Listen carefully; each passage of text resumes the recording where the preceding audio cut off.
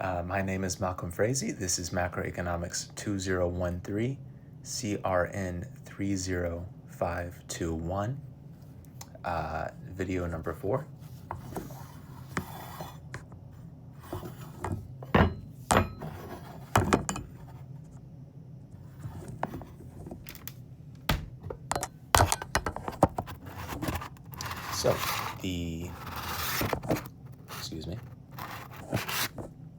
So the role of money in the economy.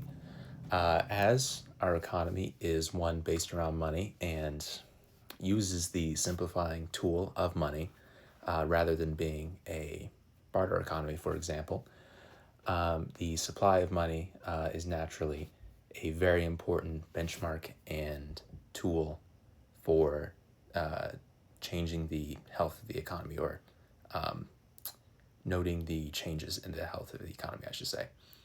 The Fed, or the Federal Reserve, is the central bank for the U.S. Other nations have different systems and obviously different central banks. The Federal Reserve pursues several different monetary policies at any given time in order to affect the money supply and by extension the overall economy on the macro scale and aggregate supply and aggregate demand, etc. Or I should say that the Fed primarily pursues either expansionary or contractionary monetary policy. For expansionary monetary policy, the Fed aims to increase the overall money supply. The money supply, I should add, depending how broadly or narrowly you find it, is more or less at any given point in time, the currency in circulation in addition to, if, for example, bank reserves.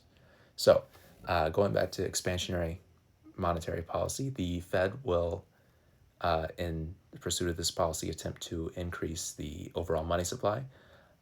Increasing the overall money supply will increase aggregate demand in the economy and increase prices.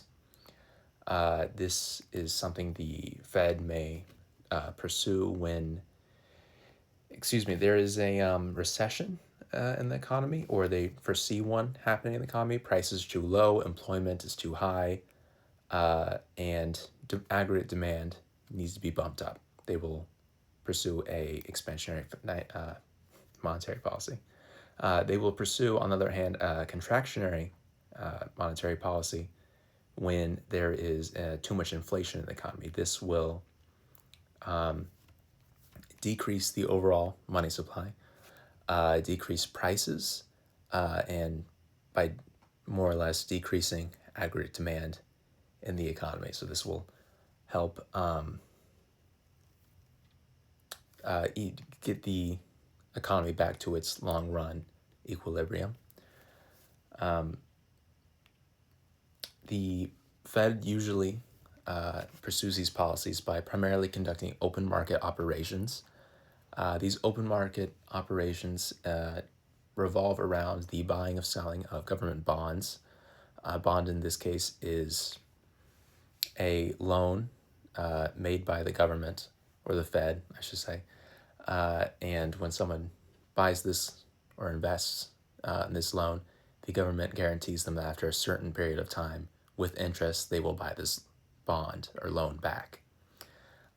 When the Fed wants to pursue an expansionary monetary policy, they will sell the bonds that they will buy back the bonds that they previously sold. So what this means is that the bonds that an individual has purchased from the government, after a certain point in time, the Fed, will buy these back and send a payment worth the value with interest of these bonds to that individual. When doing so, this adds obviously currency into circulation into the economy, so the money supply immediately is bumped up. However, the Fed requires banks, where the money will end up when they send this payment to this individual is in their institution or the bank, the Fed requires these banks to only retain a certain percentage of reserves as required reserves. This is in order to ensure that under normal circumstances, when someone goes to their bank and wishes to withdraw their own money, they are, of course, able to. So this goes to the bank, and they will only keep a certain percentage of it. These additional reserves, these excess reserves, the bank will loan out to other parties.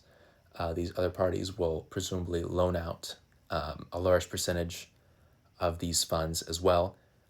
So this kind of compounds this cycle, the amount of money that has actually been added into the overall money supply. So besides the nominal value of the bond, the according to the multiplier, the money supply will increase a further amount.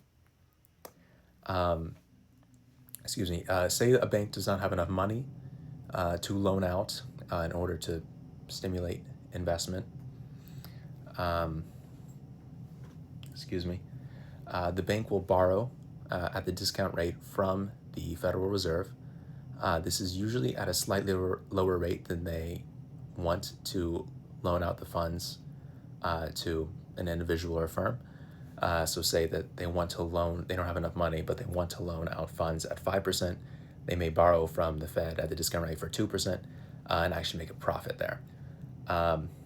So banks, being businesses, institutions that are able to survive in the economy, and their existence is encouraged, they aim to cover costs and even make a profit. That is where the Fed comes into play and is primarily, or to a certain extent, exists to monitor the actions of banks in the pursuit of making a profit.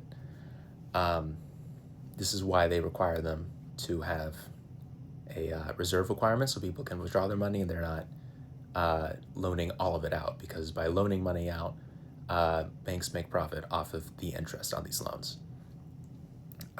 So at the end of the day, every bank needs to make sure they have the required amount of reserves. If they do not, they can borrow from another bank at the federal funds rate, and this federal funds rate is very important because daily banks need to borrow to meet the required reserves amount.